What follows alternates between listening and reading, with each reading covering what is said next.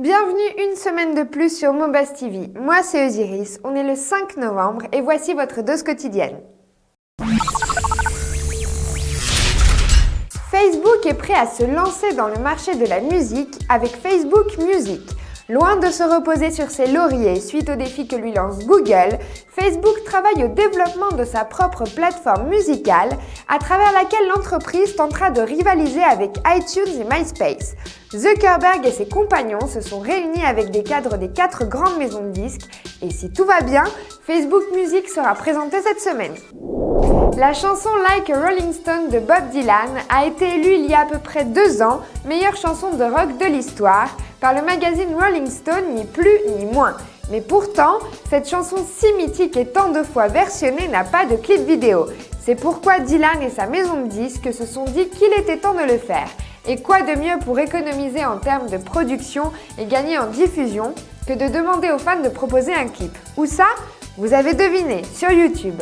Donc en gros, Dylan a demandé à son public d'envoyer des vidéos dans lesquelles il chanterait la chanson en question d'une forme créative pour ensuite faire un bon copier-coller et diffuser une vidéo virale avant même sa naissance.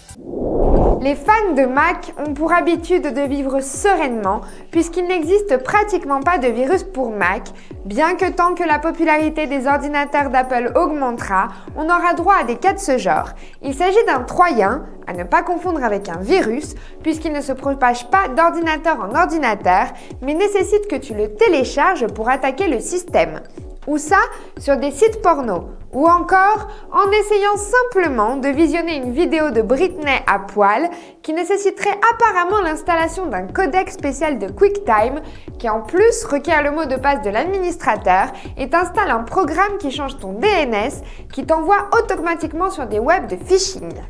Alors je vous laisse les links avec les détails et la façon de vous en débarrasser. Mais la vraie question de cette news est quand même la suivante. Est-ce qu'on se chargera de développer des antivirus pour Mac ou est-ce que Mac s'occupera de développer des patchs pour que des choses comme celle-ci n'aient pas lieu? Et s'il vous plaît, il est temps de se défaire de cette obsession de voir Britney sans habit. À peine commencée, la vente d'entrée pour les Jeux Olympiques de Pékin 2008 a dû être suspendue pendant une semaine. L'avalanche de fans anxieux de remplir les stades a collapsé les lignes téléphoniques et le site qui mettait à la vente 1,8 million d'entrées, nombre qui à échelle chinoise est presque infime.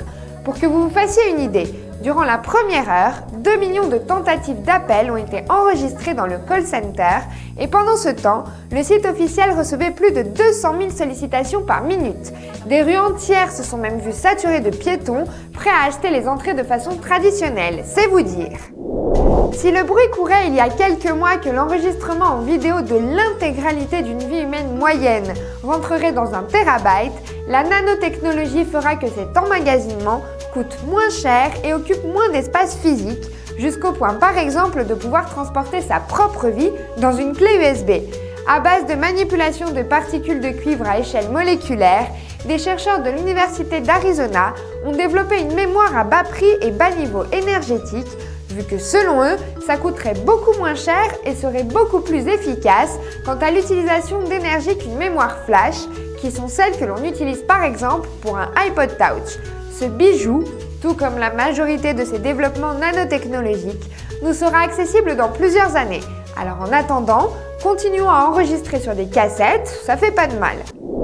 Et pour fermer le show d'aujourd'hui, je vous laisse avec une vidéo mettant en scène la chose qui manque à Ikea pour nous éviter le délire de montage de meubles auquel ils nous soumettent à chaque fois. Voyez vous-même. Gros bisous et à demain sur Mobuzz TV. Ciao!